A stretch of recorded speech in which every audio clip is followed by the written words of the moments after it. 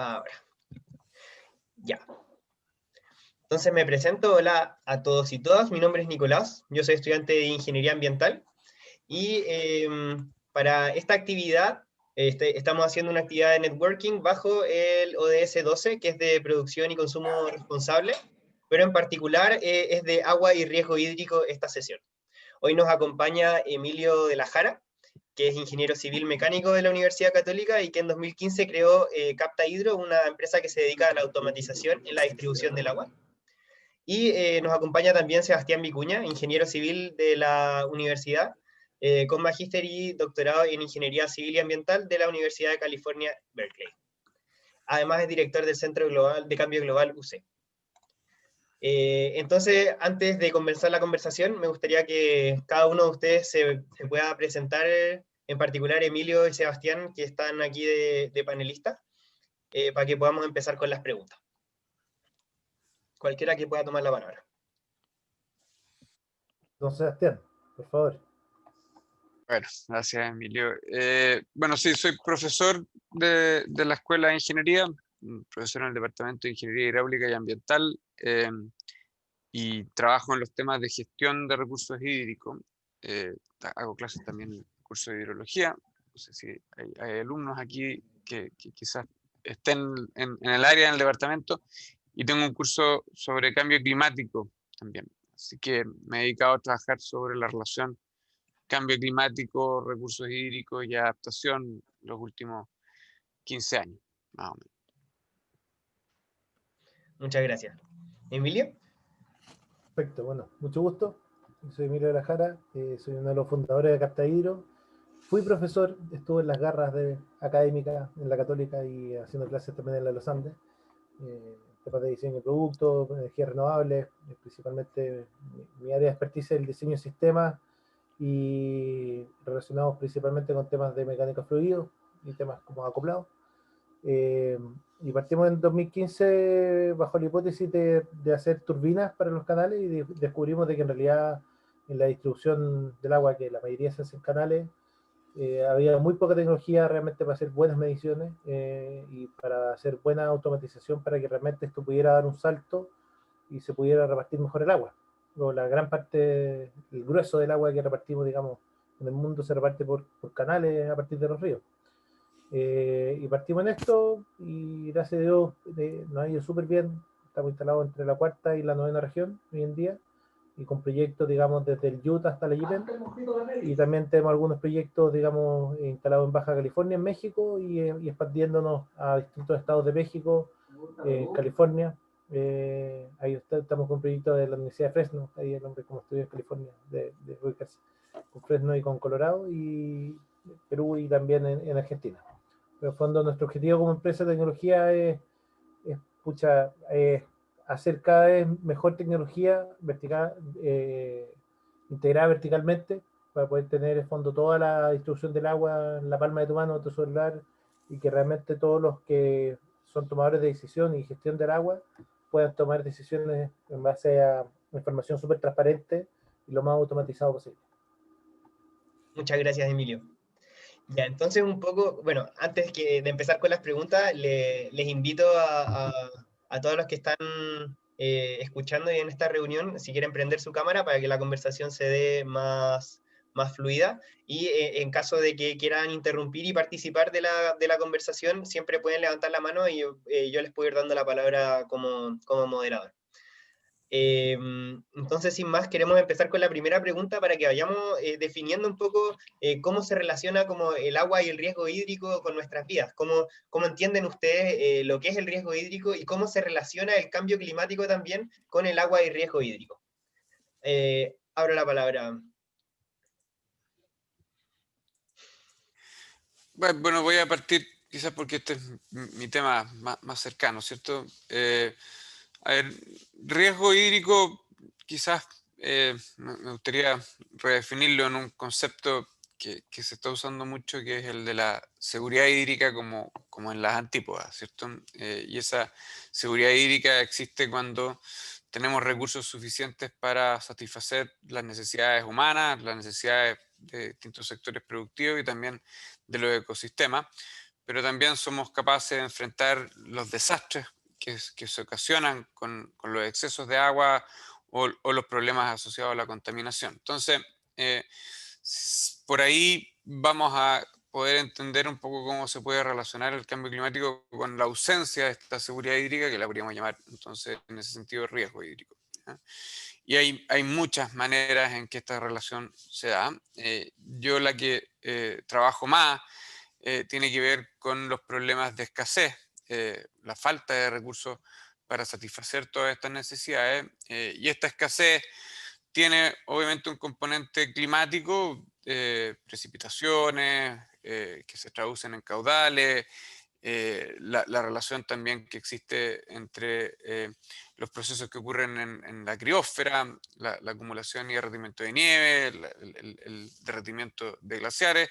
Todos esos elementos vamos a poder encontrar alguna relación con el cambio climático. No es exactamente siempre la misma relación. Hay zonas del planeta donde vemos más bien que la disponibilidad de recursos aumenta y hay zonas donde esta disminuye. En el caso de Chile, sobre todo en la zona centro-sur del país, bien evidente entre la cuarta región y la 10ª región, estamos viendo reducciones importantes en la disponibilidad de agua y eso entonces aumenta este riesgo, disminuye la posibilidad de tener seguridad hídrica. Y eso está asociado principalmente a reducción de precipitaciones, pero también a los efectos que comentaba de lo que ocurre en la cordillera con la nieve, con los glaciares. Eso como para partir. Así que hay una relación, no es la única razón por la que no haya seguridad hídrica, pero sí hay una relación que es distinta en cada zona y en el caso de Chile pareciera ser bastante evidente. Muchísimas gracias, Sebastián. Perfecto. Yo me gustaría agregar a lo de Sebastián, quizás con la experiencia que hemos tenido en Carta como súper en terreno, digamos, con las organizaciones de usuarios de agua, que son los que reparten el agua, digamos, al menos acá en Chile. Bueno, y en México también es similar. El cambio climático, en fondo, ya está claro que, yo creo, no sé, te aprovecho de preguntar, Sebastián, pero yo creo que es bastante consenso de que, en fondo, en zonas, digamos, semiáridas, áreas, como la nuestra, en fondo, nos va a hacer la pega cada vez más difícil y las precipitaciones efectivamente van a bajar. Incluso en lugares con más precipitación, incluso el agua de buena calidad también no necesariamente va a subir. De repente con desastres, con huracanes y todo, se pierden fuentes hídricas de buena calidad. Pero lo importante en el fondo, y un poquito más a lo que nosotros nos dedicamos, es cómo reaccionamos ante eso. Actualmente en Chile tenemos 72, 73 juntas de vigilancia principales, en donde históricamente toda la gente de la cuenca, porque hay que partir de la base que el problema del agua siempre es un problema local, siempre es un problema de cuenca, siempre es un problema que hay agua en Campo de Hielo Sur, no le resuelve el problema a la gente del Huasco, por ejemplo. Entonces, abordándolo de manera local, yo creo que fue un acierto, pero hoy en día el estado actual de la distribución del agua, hay mucha variabilidad. Tienes organizaciones que lo hacen muy bien, que son muy democráticas, que son muy ejecutivas, que tienen presupuesto, que hacen cosas, y tienen otras que como que queda como un poquito en terreno de nadie.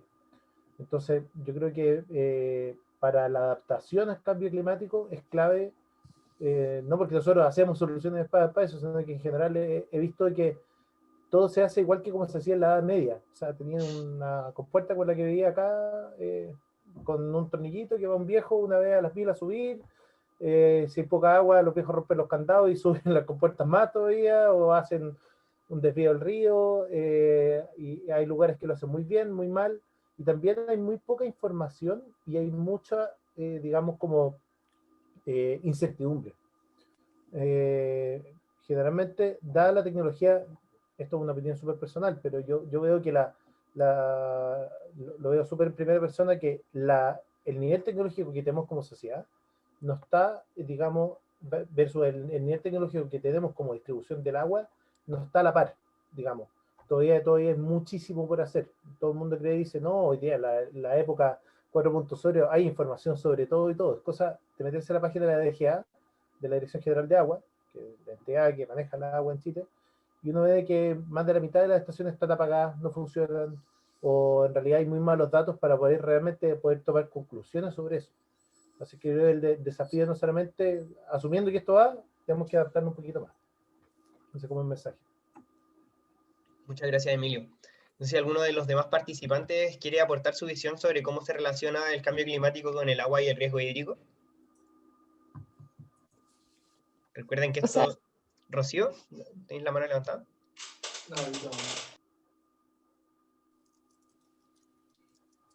sí. Javier, vamos. Mi pregunta, o sea, o acotación, no sé, es que como que siento que a veces cuando le echamos como la culpa al cambio climático, como que dejamos de ver que hay también como otros problemas que son hasta a veces como un poco más causantes un poco de la escasez hídrica en Chile. Me refiero como a lo que es gestión y todo eso, como que me pasa que entiendo que el cambio climático es muy importante y todo, pero como que, no sé, como que, no sé qué piensan ustedes, como no sé, yo estoy en un ramo ahora de meteorología y nos explicaban que em, la, como eh, la sequía, la mega sequía, se puede explicar como solamente un 25% por cambio climático y el 75% es como por causas naturales, variabilidad natural, entonces ¿cómo al final como compatibilizamos eso como para no bajarle el peso al cambio climático, pero a la vez también como para darle importancia a los otros temas que tienen que ver como principalmente con gestión? Es una buena pregunta. Y efectivamente, con el cambio climático pasa como que uno le echa la culpa al empedrado, ¿no? ¿Cómo se llama ese dicho? Que al final es culpa de otro. Entonces, nosotros no somos los culpables, no tenemos nada que hacer ahí. ¿Ah? Y hay un riesgo en asumir que todos los problemas ahora pasan a ser el problema del cambio climático. Yo creo que es súper importante entender las causas, sobre todo si nos movemos además de sequía, además que hay varios tipos de sequía, ¿cierto? Que lo estás viendo ahí en el curso. Sequía, la meteorológica, la hidrológica, la agronómica, en el fondo vamos a ver que van a haber distintas causas que empiezan a confabular en la ocurrencia de esa sequía, que es distinto al problema de la escasez hídrica, donde la escasez relaciona una cantidad de agua con una demanda. Por ejemplo, a ver, casos súper concretos. La ciudad de Santiago ha vivido estos últimos 12 años en una sequía meteorológica que se ha extendido por 12 años. Y lo que ha tenido que hacer la empresa sanitaria, que está obligada por regulación en el fondo a proveer el agua a todos los ciudadanos de la ciudad, que obviamente hay una lógica, una conversación ahí que tiene que ver con el derecho, que podemos conversarla después al final, ha tenido que recurrir a traspasos desde el mundo agrícola, traspasos de agua, con ciertas compensaciones. Uno no sabe muy bien cómo ocurren eso, qué tan forzadas son o no esos traspasos. Pero al mundo de las ciudades, a ningún usuario dentro de la ciudad se le ha pedido, se le ha exigido que reduzca su consumo de agua, ¿no? Y más bien se asume, ¿cierto?, que estamos en una lógica de derecho. Pero hay zonas importantes de la ciudad que probablemente tienen un consumo de agua que no es básico, ¿cierto? Que no es absolutamente necesario.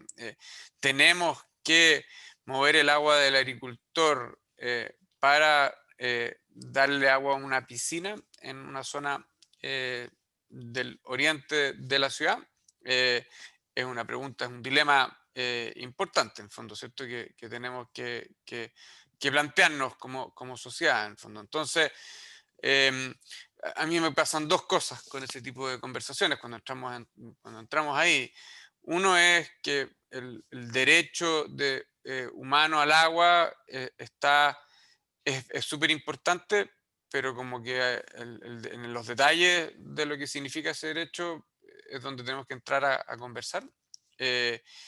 Y también pensar que no solamente hay derechos al agua, sino que hay deberes respecto de los usos del agua, de tus consumos. Yo creo que también podemos aplicar argumentos similares en el mundo agrícola. ¿Cuánta agua pasa por los canales sin que se tenga idea cuánta agua está pasando? Y de hecho, mucha de esta agua, Emilio probablemente lo puede confirmar en el fondo, pero que no llega a ningún campo y pasa por canales, simplemente porque hay una persona que está, el celador de la Junta de Vigilancia, y dice cuánto es su derecho es, se abre la compuerta en esa cantidad.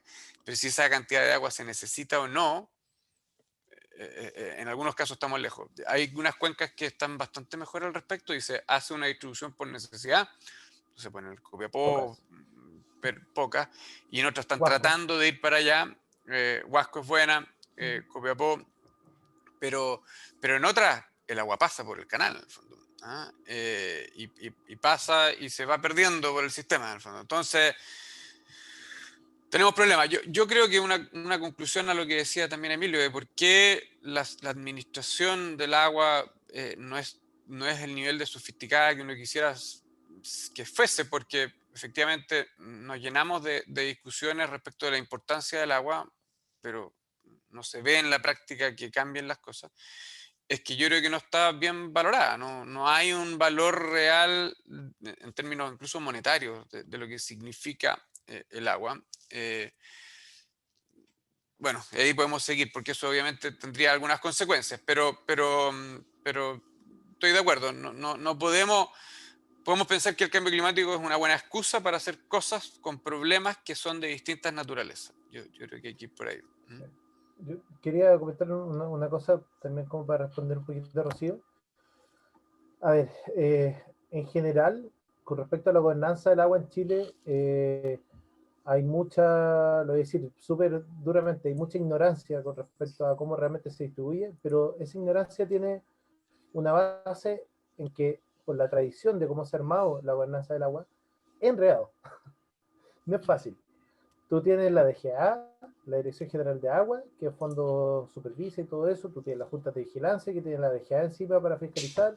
Tienes la Dirección de Obras Hidráulicas, que aprueba o no aprueba alguna modificación de cauce. Tienes la Comisión Nacional de Riego, que financia el mejoramiento de estas. Tienes el Servicio del Medio Ambiente.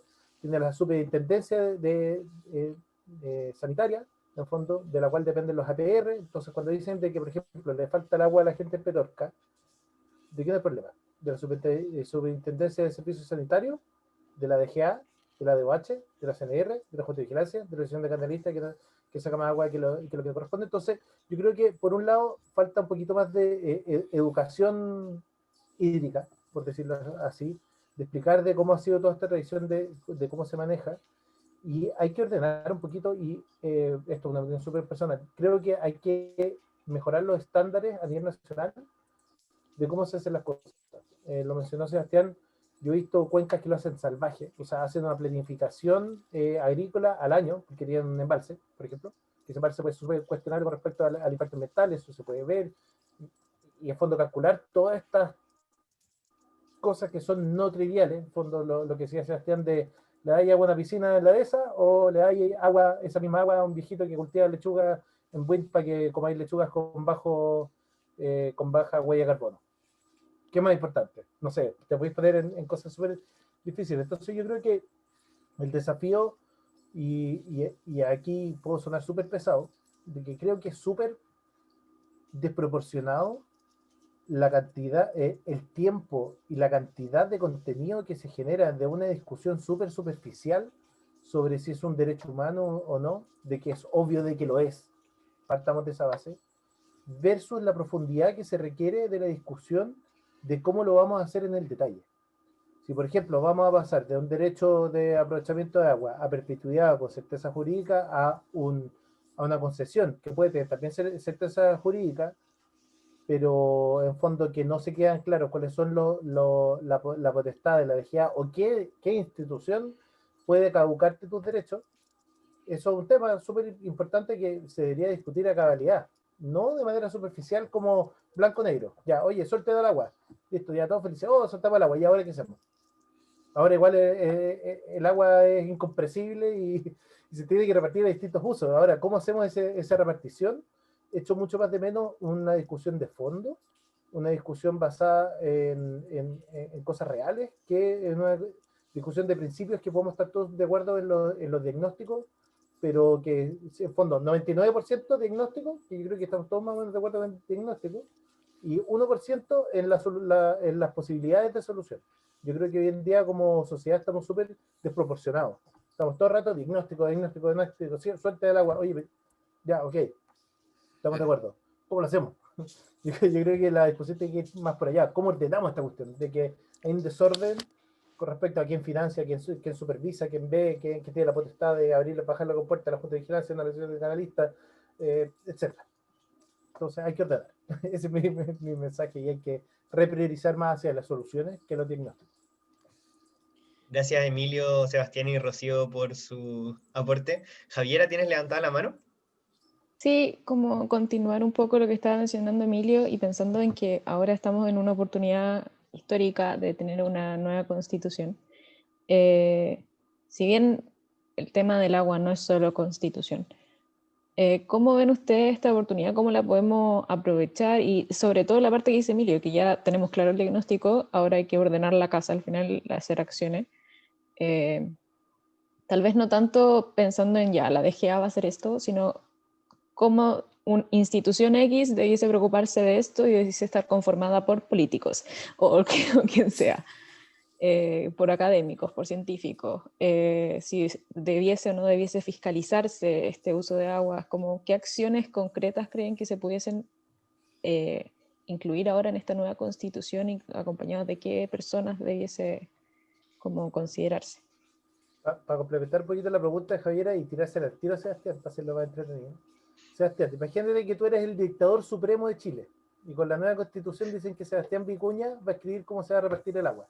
¿Cómo lo harías tú? Es una traducción de tu pregunta, Javiera, para meterle picante. Sí, yo, mira, es una buena pregunta. Yo, a ver, volviendo un poquito a las conversaciones tal vez sobrevaloradas, hay un exceso de fe en lo que se pueda resolver a través de la discusión legal de lo que es un derecho de agua. Esa es una opinión que no impide que tengamos que tener esas discusiones, ¿ya? Yo creo que si estamos hablando del derecho, yo vuelvo un poquito a la idea anterior, nosotros debiésemos tener un sistema con derechos de aguas con muchas restricciones en su ejercicio, ¿ya? O sea, hay una parte del derecho que permite lo que va detrás de ella, que es la inversión, el desarrollo de alguna actividad, que es necesario en el fondo. Es difícil invertir en las obras que está mostrando en sus fotos Emilio, si es que no tengo alguna garantía de que voy a seguir utilizando esa agua en periodo de tiempo razonablemente largo. Y por ahí yo lo entiendo. Pero eso no debiese avalar tampoco que haya un mal uso de ese derecho, que no permita que otros lo puedan utilizar, que no se proteja el medio ambiente, que los ríos se sequen simplemente porque tengo que meter el agua al canal, porque tengo que meterla en el fondo, me parece que es un despropósito. Entonces, yo, si tuviese la oportunidad, yo diría primero, partamos con quienes tienen los derechos hoy día, no le quitaría los derechos a los que tienen los derechos pensando que el Estado lo va a administrar mejor, porque uno de los grandes problemas que tenemos es que el Estado no tiene capacidades para administrar el sistema, en el fondo. Entonces, ahí creo yo que la solución sería bastante peor que el problema, ¿ya? Sí, crearía claramente más potestades de fiscalización y de restricción. Y hay bastante experiencia en sistemas comparados.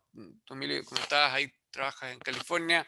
California tienen varios elementos en su doctrina, por ejemplo, el use it or lose it, el uso beneficiario. Si tú no estás mostrando que estás usando un uso beneficiario de tu derecho, te lo restringen. O sea, hay que tomarle el peso de que este es un derecho que se nos está dando en el fondo al que lo tiene, que tiene que ser respetuoso en el fondo y que tiene que cuidarlo, ¿ya?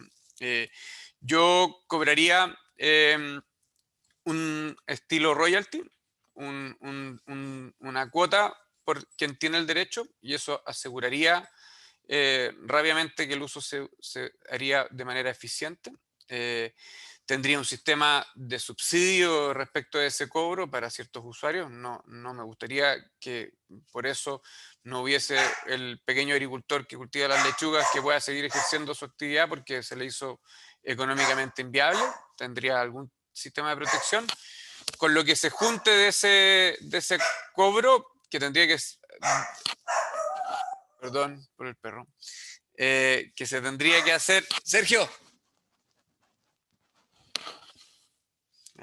Sergio se llama. Que lo que tendría que hacer, lo que yo haría con ese cobro, de nuevo, que tendría un efecto, creo yo, en un uso más eficiente del agua y cuidaría un poco que, de nuevo, que no afectara a usuarios con cantidades pequeñas de derechos. Crearía un fondo que sirva para que las organizaciones de usuarios operen de manera adecuada, que tengan herramientas, que tengan modelos, que ayuden, que puedan aportar en la fiscalización también de estos sistemas. Que estas organizaciones de usuarios no solamente incluyan en sus directorios y en sus decisiones a usuarios que tengan derecho, incluiría a otros actores de la sociedad, que me parece importante. Estamos simplemente en un sistema de administración de derechos, no un sistema de gestión de recursos hídricos en nuestras cuencas. De esa manera empezaría a crear alguna manera de un poquito de financiar estos sistemas. Yo creo que si algo a escala como de cuenca empezase a ocurrir de manera de verdad, en el fondo, tenemos que resolver hartos temas. Emilio los debe conocer bien, por ejemplo, problemas como los seccionamientos de los ríos, que son un problema que hay que ver cómo se resuelven, cómo integrar de manera adecuada cosas que los abogados no entienden, que es que las aguas superficiales y subterráneas están juntas, van unidas en el fondo, y deberíamos tener un sistema integrado de gestión de recursos superficiales y subterráneos. No hay organizaciones de usuarios, hay muy pocas, pero no hay, el Maipo, toda la cuenca no tiene ni una organización de usuarios que agregue a los usuarios de aguas subterráneas, por ejemplo. Yo creo que el problema que vamos a tener hacia el futuro va por ahí, va por el lado del agua subterránea y los efectos que van a empezar a ocurrir al agua abajo. Así que, nada, yo digo, derechos los mantendría, pero con muchas obligaciones, muchas restricciones, y con cobros por el uso o por la tenencia del derecho que va de alguna manera a motivar un uso eficiente. Por ahí yo me iría.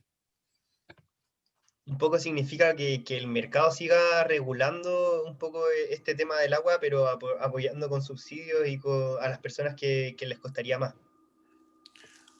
O sea, a ver, a mí yo no tengo un problema radical respecto a la idea del mercado de derecho de agua. De hecho, he escrito un par de trabajos ahora recientes en que, por ejemplo, un buen sistema de mercado operando de manera correcta puede evitar construir infraestructura que puede ser obsoleta, en el fondo, puede tener una manera adecuada de reasignar el agua. Al final el mercado lo que está haciendo es reasignar, ¿cierto? Permite, si es que estuviese bien manejado, por ejemplo, tal vez los mercados de derecho de agua permanente son un poco más complejos, pero hoy día están funcionando muchos mercados temporales de arriendos, de volúmenes de agua. ¿Por qué no pensar que un agricultor tiene su terreno distribuido en partes donde una parte la quiere regar siempre y otra parte la va a estar decidiendo en función de cómo está el año, y ese volumen, esa holgura puede ser utilizada para suplir una necesidad del consumo humano, en el fondo, por ejemplo, ¿no? Y pueden tener, eso es como una suerte de un mercado. Sí, yo creo que se sataniza un poquito la idea del mercado. Tiene problemas hoy día, es un sistema muy oscuro. Si tú ves las transacciones, los registros de transacciones, dista mucho de ser, o sea, si tienes acceso en el fondo primero a esas transacciones, no sé, pues uno ve las transacciones de sea, no sé si se dan cuenta cuando antes venía el 18, ¿cierto? Y los noticieros dicen, oye, el precio de la carne en tal lugar está un 15% más alto que en otro y como que problema o colusión por las ventas de algunos productos en alguna farmacia.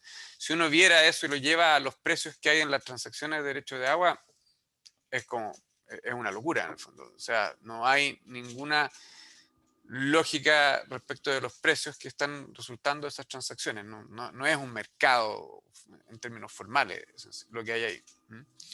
Pero de nuevo, en el concepto detrás de la idea que hay en un sistema de mercado, yo no me parece que es mala como idea.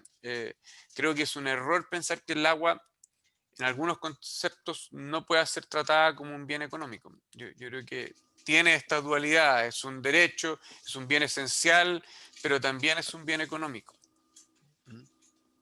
Gracias, Sebastián. Emilio, ¿tú querías decir algo antes de cambiar de tema?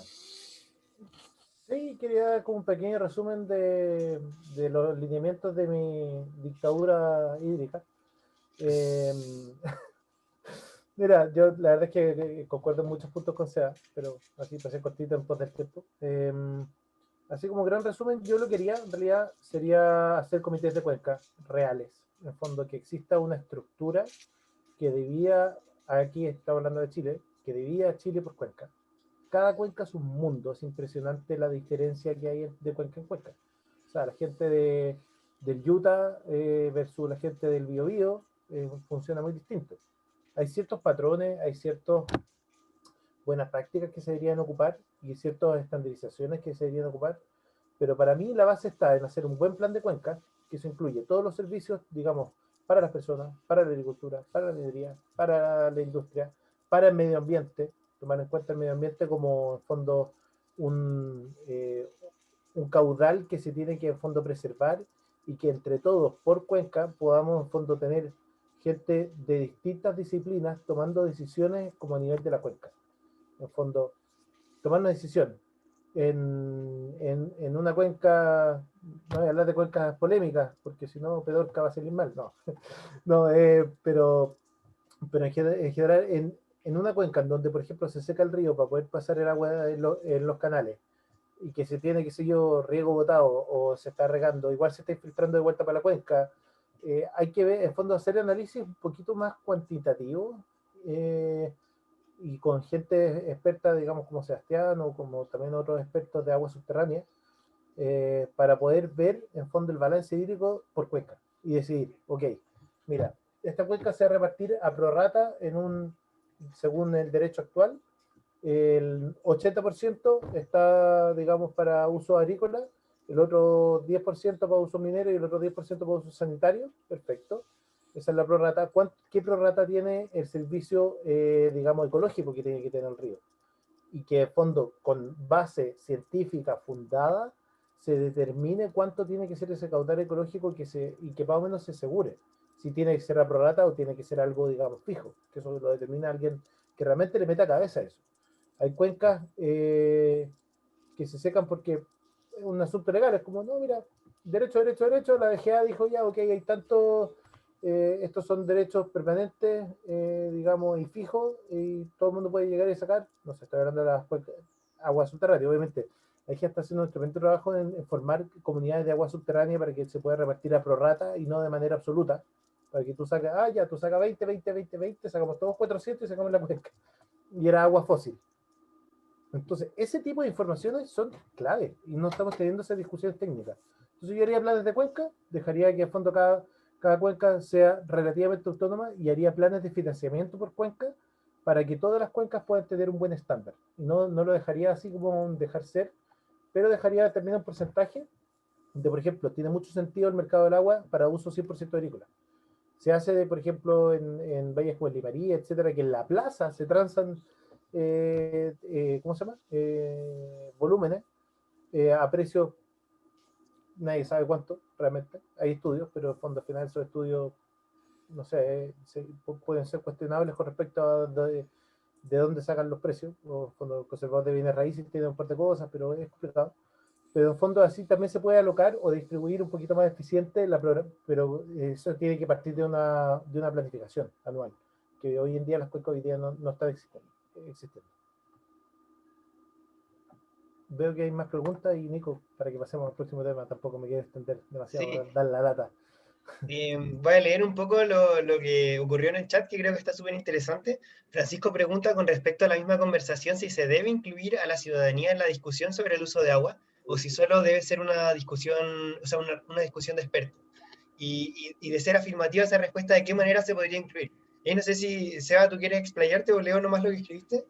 Sí, yo fui un poquito ambiguo. O sea, obviamente uno dice, sí, la ciudadanía se tiene que incluir en todas las decisiones y en el tema del agua, por lo crítica que es, me parece súper importante, pero tampoco me imagino un asambleísmo en el fondo donde cada decisión respecto del agua se tome en el fondo en una gran asamblea. Tiene que haber alguna manera de focalizarse una representatividad en esa participación y sobre todo información, porque ¿no? Acá hay mucho en el tema del agua, hay mucho de guata, hay mucho de sensaciones, mucho de sentimientos también en el fondo. Entonces, si no ponemos información técnica detrás de las decisiones, que tienen que ser obviamente lo mejor posible y tenemos que seguir avanzando en ese lado, podemos tener decisiones populares, pero que sean populares para la ciudadanía, pero que sean muy malas al final, incluso para la misma ciudadanía. ¿Ah? Hay muchas cosas impopulares respecto del agua y por lo tanto hay que ser cuidadosos respecto de cómo se abre ese espacio de discusión a la ciudadanía. ¿Que tienen que participar? Sí, pero que tienen que informarse también en el fondo. Entonces, yo creo que es uno y el otro, ¿no? Pero no sé muy bien cómo se hacen. Mira, Me preguntan aquí, Denise pregunta por la carretera hídrica. ¿Qué opinan por la carretera hídrica como una solución, digámoslo así, al tema del riesgo hídrico? Yo tengo un alumno de magíster que está explorando esa idea como a nivel bien así como básico, simplemente ver si los números calzan. A mí, de Guata, de nuevo, no le encuentro el sentido. No le encuentro el sentido hoy día. Quizás si esto lo hubiésemos discutido 30, 40 años atrás, puede ser, pero yo, ¿qué me imagino? Un proyecto obviamente tiene un supuesto, ¿cierto?, detrás, que el agua en algunas zonas es abundante y en la otra zona es escasa. Lo es abundante, hay que revisarlo, los sistemas de alguna manera se van acomodando a lo que tienen en el fondo, entonces naturales y manejados, así que hay una duda respecto de si es abundante, y lo si es escaso porque se ha creado una necesidad que es artificialmente creada en muchos casos. Entonces, ¿qué me pasa con lo de la carretera? Dos cosas. Uno, supongamos que creamos la carretera, funciona, ambientalmente somos capaces de desarrollarla, la ciudadanía se pone de acuerdo y parte ya. Y tenemos 10 metros cúbicos por segundo, 15 metros cúbicos por segundo desde el sur al norte. ¿Qué impide que no pensemos que necesitamos ver una segunda, una tercera, una cuarta, quinta carretera hídrica? Las necesidades de agua en el norte por suelo no se quedan, podríamos estar regando el desierto con carreteras hídricas. ¿Ya? como Perú, ¿Ah? como Como Perú Perú, lo con el ha proyecto hecho Charmer Creek moviendo, y el proyecto Olmos, por ejemplo. que ha movido agua desde más bien ha cruzado la vertiente, ¿cierto? Ha cruzado, entiendo yo, de un lado del Amazonas, de la vertiente hacia el otro, ¿no? Eso es lo que han hecho principalmente. Se puede hacer, pero por otro lado, y esto yo siento que es una discusión similar a la que teníamos cuando estábamos pensando en Hidroaicén. Hidroaicén, ¿cuántos años? No tanto, 6 años atrás, o más, no me acuerdo en realidad. Estamos diciendo, esta era la única alternativa que tenía el país para resolver sus problemas de electricidad. Si no lo hacíamos, el país se iba al apagón, ¿cierto? Y resulta que no se pudo hacer el proyecto por distintas razones, una de las cuales era la dificultad de traer la electricidad para el norte, ¿ya? La línea de transmisión, incluso era más complejo eso que el proyecto mismo en Aysén. Y de repente nos dimos cuenta de que había este gran potencial de energía solar que no lo conocíamos bien, los costos bajaron y ahora estamos en el punto en que incluso queremos usar esa energía solar para exportar combustibles fuera de Chile, en el fondo, como hidrógeno verde, que era una locura, inesperado. Quizás por el tema del agua pase algo parecido. Tal vez es la desalación, es el reuso, soluciones locales, que hoy día no las tenemos hoy día, obviamente, tal vez no son a costo razonable, pero en 10 años quizás sí lo son, y un proyecto como la carretera hídrica probablemente se va a demorar 10, 15 años en materializarse, si es que, ¿no? Me pasa un poco entonces esas dos cosas, y lo otro que me pasa importante es que es más asociado a lo primero, esto de que al final esto es como abres la puerta a algo que es inacabable, es que yo creo que en Chile si no tenemos alguna manera de gestionar el uso del suelo asociado al agua, esto simplemente es un pozo sin fondo, ¿no? Que siempre va a requerir más agua, obviamente, porque siempre se puede regar más. Y el último argumento, un poquito en contra de esto, es que hay evidencia en lugares, el Limarí es un buen ejemplo, donde puedes tener la mejor de las infraestructuras y si no tienes el agua en el fondo, y que si la demanda es por sobre esa oferta, el sistema falla en el fondo. Entonces, la infraestructura es una parte importante, pero acá nos falta tanto en gestión de la demanda en Chile que a mí me da susto meternos en soluciones tan faraónicas de oferta sin tener bien arreglados los temas de la demanda. Esa es mi visión del tema. Yo tengo dos Emilio. puntos respecto a eso. Uno, que se relaciona un poquito con lo que yo planteaba con mi dictadura hídrica, no, con el tema de los planes de cuenca, que yo creo que son tremendamente fundamentales, que es que definamos, que podamos definir, digamos, como ciudadanía, y ojalá por cuenca, ojalá local. Yo no siendo santiaguino, bueno, viví mucho tiempo en Santiago, pero veo que de repente el centralismo de repente nos deja ciego a ciertas cosas de cómo realmente ocurren en regiones y qué es lo que las regiones quieren y qué cosas realmente se dan en la región y cómo se dan, que eso es algo súper local. Entonces, por un lado, para una carretera hídrica, para mí una buena analogía es como vamos a poner así un tubo de 12 pulgadas con una bomba gigante tirando agua a un balde con hoyo. La eficiencia de la distribución hoy en día, ya sea por derrames, pérdidas o incluso incerteza de para dónde se va el agua, hace que la distribución del agua tenga una pérdidas que en valles, canales de Choapa pueden ser hasta del 70%. O sea, trabajan con el 30% de lo que le entra en boca toma, realmente lo usan. El resto, por ahí se va, por ahí alguien lo saca, por ahí realmente no lo saben. Entonces, la suma de toda esa ineficiencia, que puede ser entre 30 y 70%, quizás con una moda del orden del 50%, es mucha agua, es toda la carretera hídrica y 2 veces eso, incluso, en términos de volumen. Entonces yo en fondo partiría por la fruta más baja en el árbol, partiría por, como dice Sebastián, viendo el tema de la demanda del agua y perfeccionando el tema de la demanda. Primero ordenemos la casa, o sea, no puede ser en el fondo que tiremos agua a montones, se distribuya quizás por dónde, y al final en el predio ya tengamos riego por goteo, tengamos cosas ya un poquito fertirriego, cosas, qué sé yo, con humedad, IoT intrapedial, súper bien. Pero en la distribución todavía falta mucho, eso es lo primero. Y lo segundo, en el fondo, es definir qué es lo que queremos hacer, digamos, en qué zona. En el fondo, qué es lo que queremos, qué es lo que realmente queremos como país, digamos. Siendo de familia de agricultores, para mí la agricultura está en mi corazón, pero no sé si sea la mejor estrategia aumentar en 1 millón más de hectáreas para realmente llevar este país al desarrollo. Creo que pueden haber otra alternativa, no sé. Planteo la duda, no tengo la respuesta. Puede ser que sí. Si la respuesta es sí, ok, pongámonos en serio a ver cómo. Pero y en el cómo, yo partiría por la fruta más baja del árbol y no con obras faraónicas en fondo para meter, digamos, un montón de agua a un balde con hoyo. No sería como mi opinión respecto a la carretera hídrica. Ahora, lo que sí rescato de la carretera hídrica, créeme que rescata una cosa. Por lo menos piensan en el largo plazo. Como hagamos un proyecto a 15, 20 años plazo, me hace falta ver más proyectos de esa índole o con esas ganas o con esa ambición sobre ver el futuro de Chile.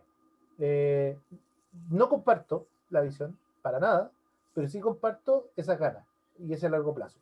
Eso, aunque no esté de acuerdo, aunque en verdad no esté muy de acuerdo con que exista una carretera hídrica, pero sí esa ambición de largo plazo y esa visión de largo plazo son cuestiones que de repente nos ponemos muy cortoplacistas para discutir ciertas cosas, y quizás las grandes cosas es bueno tener esa meta gigantesca, inalcanzable, para eventualmente llegar a algo de eso. Pero esas son las discusiones que de fondo he hecho más de menos.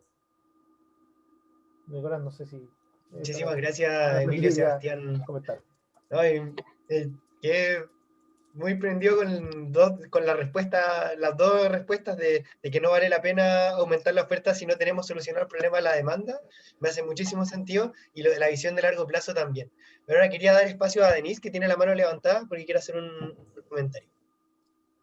Sí, o sea, yo le encuentro toda la razón en todo lo que dicen. Yo estoy muy en contra de la carretera hídrica, pero una vez fui a un conversatorio y me quedó una pregunta, o sea, un argumento que dijo alguien a favor de la carretera hídrica, y se los quería decir para saber qué opinaban. Que él decía, él era como un ingeniero en recursos naturales, como el fundador de la carrera de la Universidad de Chile, y decía que ¿por qué la gente del sur en teoría podía tener derecho al agua y la gente del norte no? Y que la carretera hídrica, no me miren así, yo no estoy a favor del argumento, ¿No? Está bien, la carretera hídrica, que era como una forma como de compartir, en el sentido de que como que le podías dar, como que el agua, él veía el agua como algo de Chile, y que era una forma de darle, compartir desde el sur de Chile agua al norte de Chile, para que todos pudiéramos como superar esta escasez hídrica. Y igual yo lo encontré fuerte en el sentido de que como que te están diciendo que si tú no haces la carretera hídrica, de cierta manera le estás quitando el derecho al agua al norte. Como los siguientes argumentos, como igual difícil como de... No, no Oye, te... y el sol, los del sur debiesen pedir sol del norte, que les den, que les quiten algunas nubes, ¿cierto? En el Queremos Chumbeque verano. también. No, yo sí, no creo que ese sea un argumento válido, honestamente. En el fondo es como la gente, bueno, nace y algunas veces se instala en lugares que tienen unas ciertas condiciones de orden, en el fondo, y valoran lo que tiene por eso, pero no creo que haya una... A ver, hay derechos, sí, todos los ciudadanos en Arica tienen que tener la posibilidad de tener agua potable en sus casas de la misma manera que la tiene alguien en Coyhaique, eso estoy de acuerdo, pero que en Arica exijan tener un río pasando fuera de sus casas como el Báquer, en el fondo es como, no tiene ni un sentido, en el fondo. No, entonces... Suelta el agua, por si acaso. Es raro el argumento, en el fondo, porque lo podríamos llevar a tantas otras cosas. ¿Por qué no los del sur ahora le piden a los del norte que tengan cobre en el subsuelo del sur, en el fondo? Es muy extraño. O que, lo voy a poner más al extremo, chuta, sabéis que yo en Santiago me gustaría que hubiese pescados frescos cerca mío siempre, aunque estoy lejos de la costa, en el fondo. ¿Por qué las valles interiores están tan lejos de las playas? Las playas están en la costa, en el fondo, no están en la zona interior. No sé. Es ridículo lo que estoy diciendo, obviamente, pero es raro decir que acá haya que compartir cosas, en el fondo. No sé qué hay que compartir tampoco. Yo vino, quizá, no sé, bueno, en lo superficial me parece una tremenda pregunta, así como, oh, comparten el agua y tal cuestión. Pero yo creo que hay subpreguntas, preguntas subyacentes a ese argumento, que son más interesantes y que desarman el argumento así.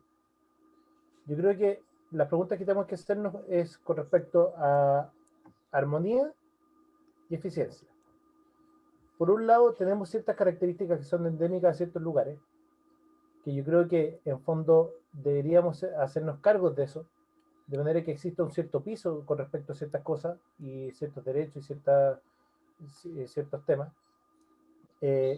pero hay que buscar en el fondo la armonía. Voy a poner un ejemplo para poner con respecto al término de la armonía. Cuando empezó esta tremenda mega sequía, ¿qué pasó con los crianceros del norte? Con los viejos que iban a la veranada y probablemente llegaron a la veranada y se encontraron sin pasto.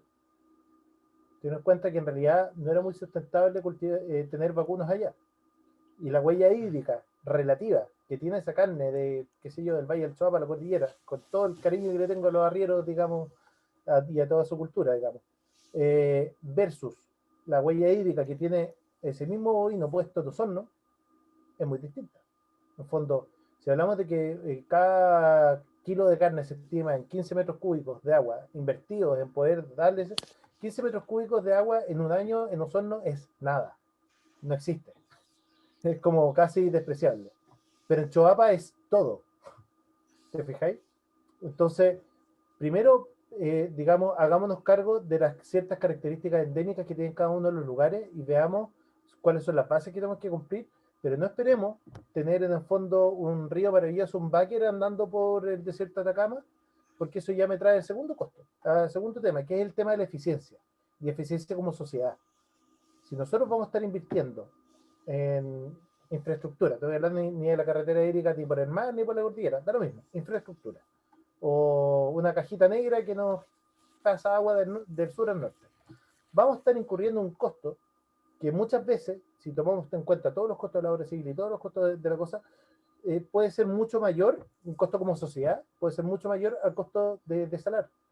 El tener maíz en el desierto de Atacama, o alfalfa en el desierto de Atacama, para mí no tiene sentido. ¿Cachai? Yo creo que en fondo tener nopales en el desierto de Atacama, fantástico. O ciertos cultivos que pueden ser más desérticos, buenísimo. Pero en fondo ordenemos un poquito la casa para hacer las cosas proporcionales, para hacerlas eficientes y también en armonía de fondo con lo que realmente es la región y con realmente los mínimos suficientes que uno tenga. Pero no pretendamos en fondo tener un estándar norteamericano en todos lados en términos del agua, ni tampoco estándares de países ultra mega pobres con 50 litros por persona por día. En el fondo, por eso que es tan importante, y creo que poner ciertos estándares y cumplirlos, pero también hacerse cargo de las cosas regionales. Eso sería como mi opinión. Gracias, Emilio, gracias, Seba. Claro, a mí me hace mucho sentido como respuesta a esto también, esto de no ir contra la naturaleza al final de los territorios. Como que es como lo que me hace, es como obvio, un poco. Haciéndome cargo con lo que puso Rocío en el chat. Si es por el consumo humano yo creo que el fondo dentro de todas las prioridades tiene prioridad número uno. O sea, si el fondo hay gente muriéndose de sed y tenemos alguna manera de poner infraestructura, veamos cuál es la manera más eficiente, más rápida de poder darle agua a esa gente. En el fondo, el tema de los APR, por ejemplo, porque las ciudades más o menos ya tienen su sistema, pero el tema de los APR es urgente y es importante. Pero en el fondo tenemos que buscar la mejor manera de hacerlo, y no necesariamente es con proyectos faraónicos, donde yo creo que hay maneras mucho más eficientes de hacerlo. Pero sí, si es para consumo humano, en el fondo hay que buscar cuál es la manera y buscar la manera más eficiente. Una carretera hídrica o un embalse se demoran muchas décadas de años de realmente poder materializarse. Eso, Sí, quería yo hacerme cargo de esa pensaba pregunta. como en la pregunta de Denise, como al final como en el norte no hay agua, pero en el sur hay muchos lugares que tal vez sí tienen más agua que el norte y aún así tienen problemas de escasez. Por ejemplo, en la Araucanía hay colegios De acuerdo. y escuelas que no tienen agua y uno dice, pero ¿cómo? Si allá si llueve, debiera haber agua, ya no es tema de sequía, ya no es como cosa como de naturaleza, es porque al final hay una mala gestión. Sí, de hecho, yo soy de Pulchen, al lado de mi casa, yo tengo un pozo, sacamos agua del pozo y tomamos agua del pozo de toda la vida, digamos, son pozos súper limpios, así que, pero claro, los vecinos, por el tema municipal, les pusieron unos estanques de FRP y va un camión de aljibe en un lugar que tiene una pluviometría brutal, que tenía un agua a 5 metros de profundidad y que podría tener un pozo maravilloso para darles agua. Entonces, el programa de los APR, que yo he visto internamente porque estamos empezando a participar de un poquito de eso, es algo que es urgente y que era urgente hace 10 años atrás. Pero sí, es un tema de gestión. Y yo creo que es mucho más eficiente en términos globales poder tener buenos APR que caminen aljibe. Pero ¿qué es lo que pasa? Ahí de nuevo volvemos a la letra chica, cómo realmente se hacen las cosas. Al final, lo único que tienen presupuesto para poder hacer eso son las municipalidades y hacen lo que pueden. Y reparten lo que pueden. Pero en realidad hace falta como una institución en donde se diga, mira, este es el mapeo de gente, esta es la geografía, aquí están distribuidos, y esta es la mejor solución, y que se discuta cuál es la mejor solución, no simplemente con martillo cualquier cosa a un clavo. Ah, ya, no tiene agua, perfecto, cambian de aljibe, listo.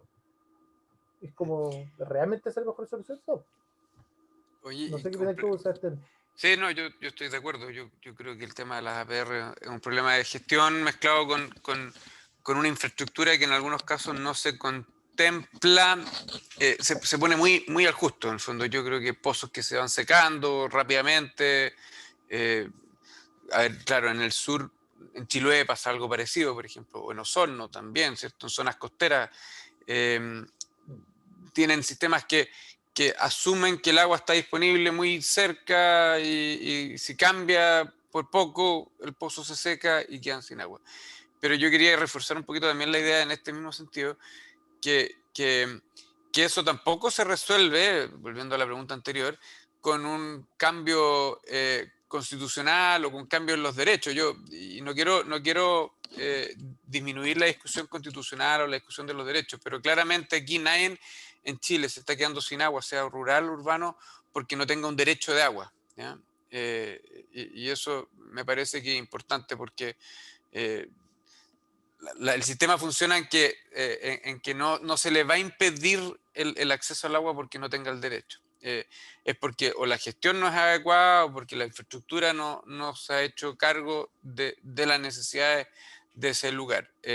Eso sí puede ocurrir en algunos casos que el uso de los derechos de otros usuarios afecten el derecho de ese usuario que se queda sin agua, al fondo. El Petorca me parece que es un buen ejemplo, ¿cierto? Todos tienen derecho, en teoría, pero los que tienen los pozos más profundos pueden hacer frente a una disminución en la disponibilidad de agua cuando hay una sobre extracción respecto de la disponibilidad natural del sistema. Y los que salen perdiendo ahí son los que no tienen la capacidad de adecuar su infraestructura frente a esos cambios. Claro, hay un tema normativo no menor. Ahora, dicho sea de paso, es importante destacar que la DOH con el tema de Petorca hizo un pozo profundísimo, pusieron unos generadores de diésel para poder darle agua a los APR y todo el tema, y a la semana se los quemaron. Sí, fueron ahí en octubre. Entonces, y esas cosas no salen en las noticias. Entonces, también, no sé, yo vi un reportaje en Netflix sobre el agua y hablaban sobre aquí en Petorca los paltos tienen más derechos que las personas. A nivel legal, no es así. Porque a nivel legal, el agua sanitaria tiene como, está sobre el agua de los otros usos, legal. A nivel práctico, real, de la aplicación de la ley, falta algo que realmente dé solución aplicada. Al final estamos hablando de cuestiones súper aplicadas, que en fondo podemos hacer una nueva constitución fantástica con derecho que asegure todo, ya. ¿A dónde está la letra que se aplica? Esa letra que se aplica es la que yo más echo de menos en la discusión. No sé, Nicolás, si quieres pasar a otra pregunta. Sí, no sé, Rocío, si tienes algo más que comentar, si no pasamos a la mano levantada de José.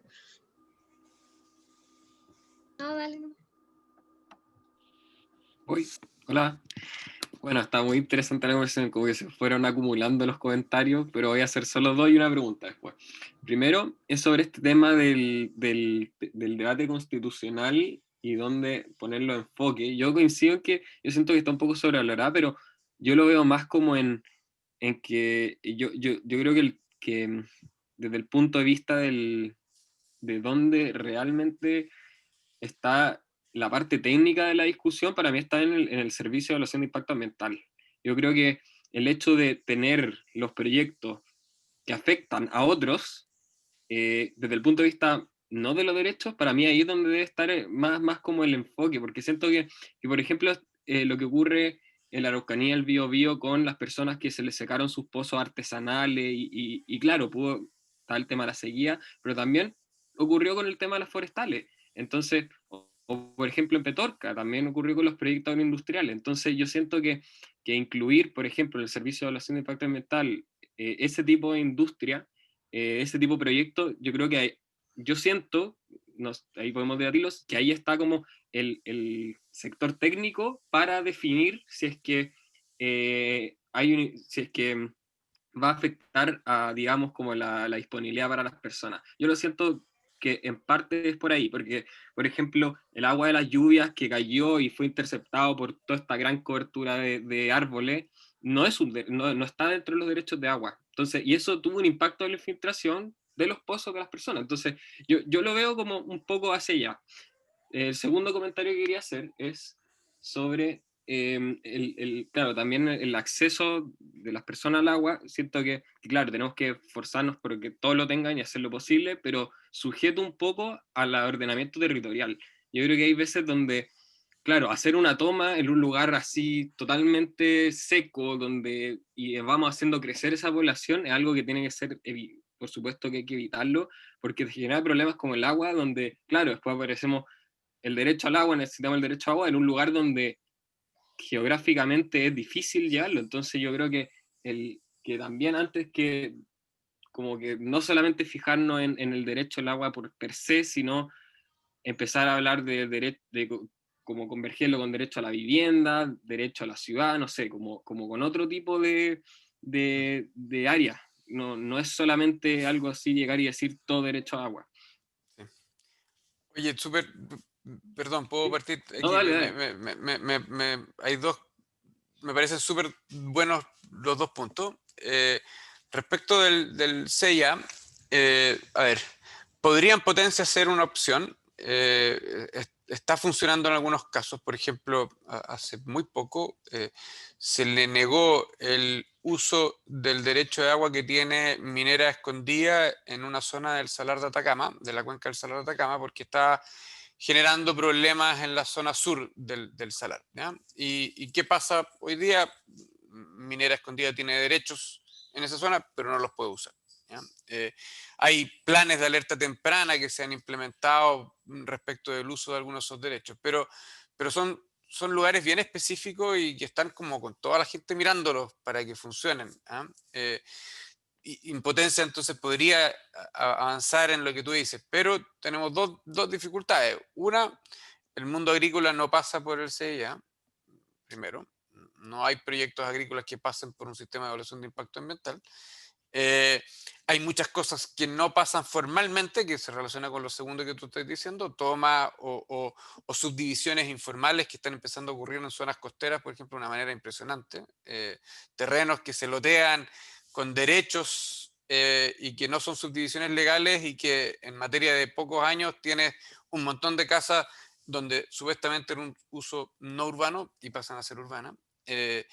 ¿Qué pasa con lo que ya existe en el fondo? ¿Qué pasa con todas las miles, no sé si llegan a millones, pero de hectáreas ya con plantaciones, por ejemplo, exóticas? Ya no pasaron por eso. ¿Cómo hacemos tenemos acá principios obviamente donde se hizo una inversión en función de alguna cierta base y alguna legalidad, y por lo tanto no vamos a volver a hacerles que hagan un sistema de evaluación de impacto ambiental.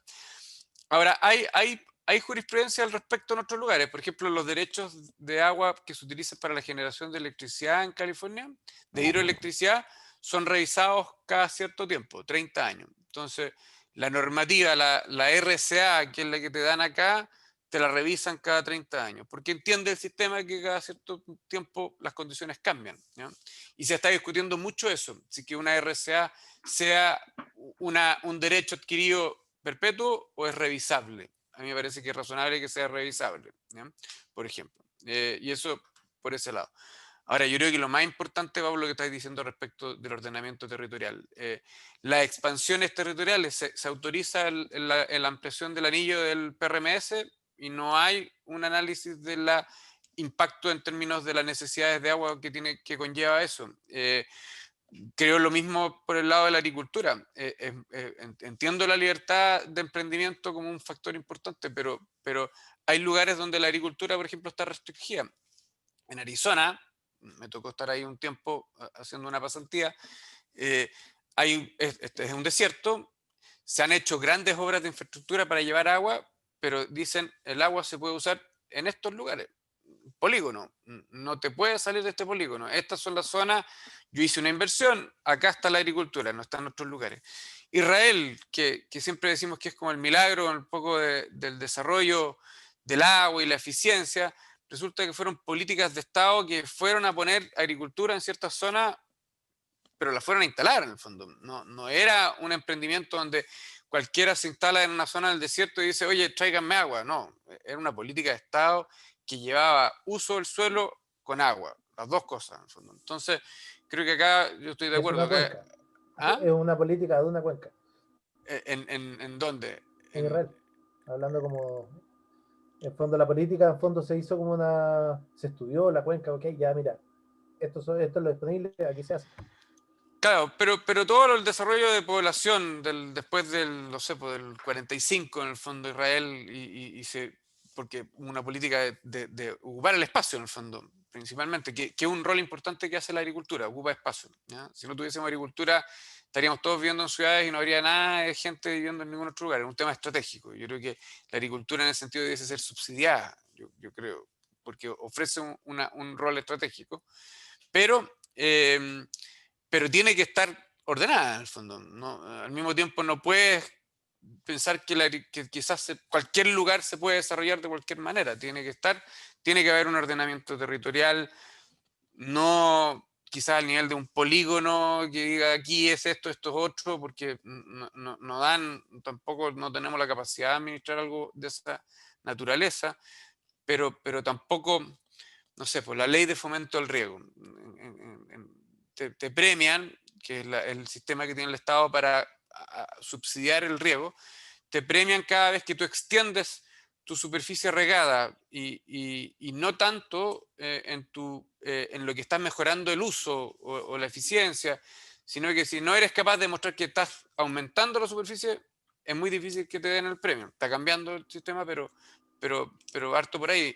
Y se ha premiado en ese sentido, por ejemplo, el desarrollo de un montón de agricultura en zonas donde tal vez no era factible de hacerlo, en el fondo. Entonces,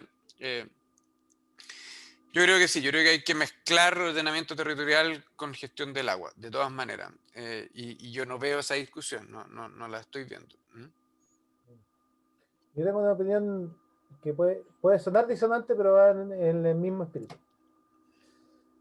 Si, con respecto al servicio de impacto ambiental, tú mencionaste el tema de las forestales y el tema de los pozos que se sacan en la Araucanía y en el Biobío. Yo siendo de la zona y viendo y siguiendo los temas, me he dado cuenta que tanto en temas de impacto ambiental como de ordenamiento territorial, ambos, hay muchas verdades a medias porque falta mucha información. En fondo, esta cuestión es técnica, quererlo o no, es técnica. Entonces, si dice que se secó el pozo, no se pregunta, en fondo, qué profundidad tiene el pozo, qué características tiene el pozo. Era un pozo, en fondo, con ripio, era un pozo de cemento, era un pozo de un tubo de acero puesto hasta abajo, con bomba de arriba, bomba de abajo, y se le echó a perder la bomba. O sea, el punto es, creo que para tomar buenas decisiones tenemos que tener un poquito mejores datos. Creo que el nuevo reglamento de agua subterránea de la DGA y aguas superficiales de la DGA apunta un poquito en ese sentido. Independiente que tiene muchas fallas con respecto a la aplicación y todo, pero en el fondo, primero tenemos que entender el territorio en base a datos objetivos, más que sensaciones de guata.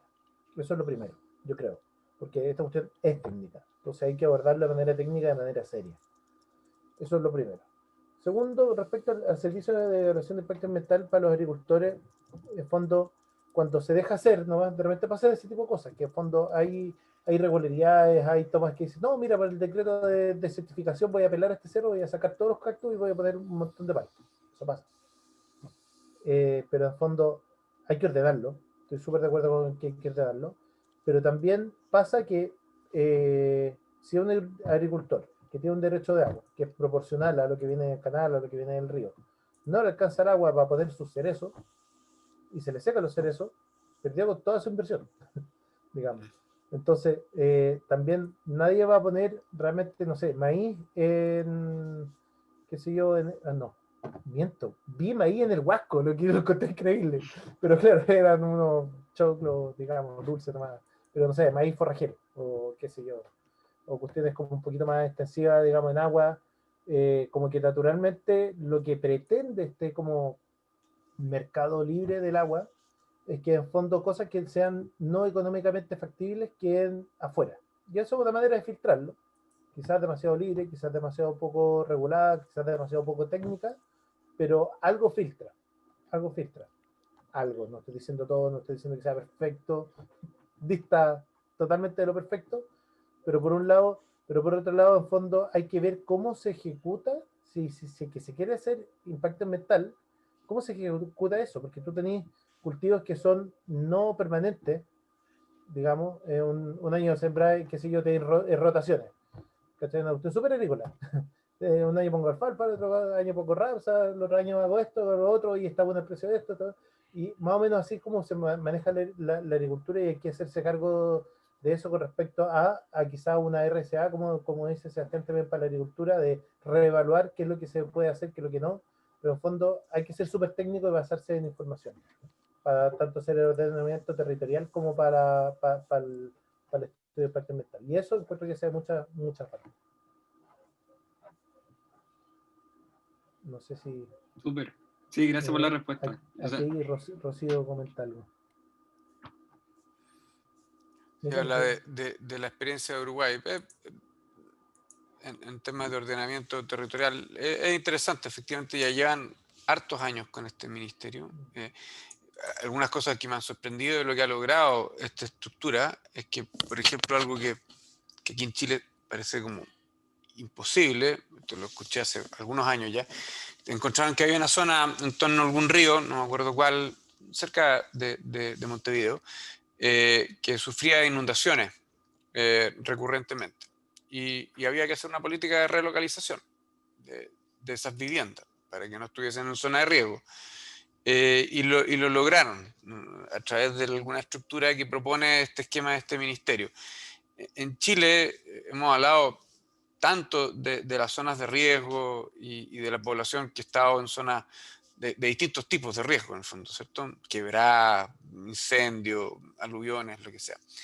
Y hasta el momento yo nunca he escuchado que haya algún proyecto de relocalización efectivo que funcione, que la gente lo acepte. Y en Uruguay yo sé que lo han logrado. Sí, no sé. A veces pasa que, por ejemplo, en España han pasado renombrando ministerios por años. Y no veo que necesariamente el renombrar o agrupar o desagregar resuelva las cosas. Pero acá sí claramente hay una intención en Uruguay. Hay varias cosas que se hacen bien en Uruguay, en el fondo. Estoy de acuerdo. Mate, Es más chico el país, el mate, tú estás tomando mate recién. Es más pequeño el país, es más simple también. Quizás ahora, volviendo a cosas de discusiones constitucionales, tal vez, ¿por qué no pensar en cuál es el nivel de federalismo que podríamos tener en este país, en el fondo? ¿Por qué un sistema central es la mejor solución? ¿Por qué un código de aguas para todo el país? ¿Por qué no hay códigos de agua o divisiones respecto de lo que sucede en el sur con respecto a lo que hay en el norte? Estados Unidos, cada estado tiene sus propias reglas y sus propias maneras de resolver sus temas de agua. En Argentina, no sé si es un buen ejemplo, parecido. En Brasil, parecido. No sé, volviendo al tema del agua. En México, por ejemplo, yo lo encontré súper interesante. La Conagua repartía todo el agua. Sí. Y a nivel estatal ellos decidían y tenían estos tratados binacionales con el río Colorado, etcétera, qué sé yo, en Chihuahua con Texas, etcétera. Y eventualmente se dieron cuenta de que para el ordenamiento territorial, como dice José Antonio, tenían que formar ciertas concesiones para la distribución de la red mayor a la red menor, digamos. Entonces así se armaron estas concesiones que se llaman las IRL, que son los fondos que distribuyen hacia los módulos de riego, en donde la Conagua, que hace las veces de DGA, DOH, CNR y todos los anteriores, dice, ok, voy a licitar la repartición del agua, ¿quién se presenta? Ya estos dos viejos, qué sé yo, ya, ok. Yo te voy a dar este presupuesto, y este presupuesto tú tienes que cumplir con este estándar. Si tú no lo cumples de aquí a un plazo de, creo que eran 5 años, si no me equivoco, yo te puedo revocar esta cuestión y vamos de nuevo a relicitar la cuestión.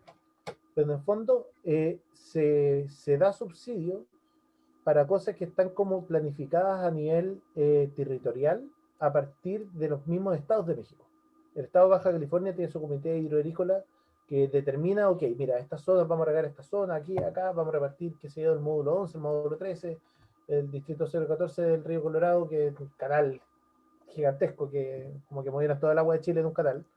Se distribuye así, así, así. Entonces, es interesante ver cosas de otros países que nos puedan dar luces de cómo lo podríamos hacer mejor acá.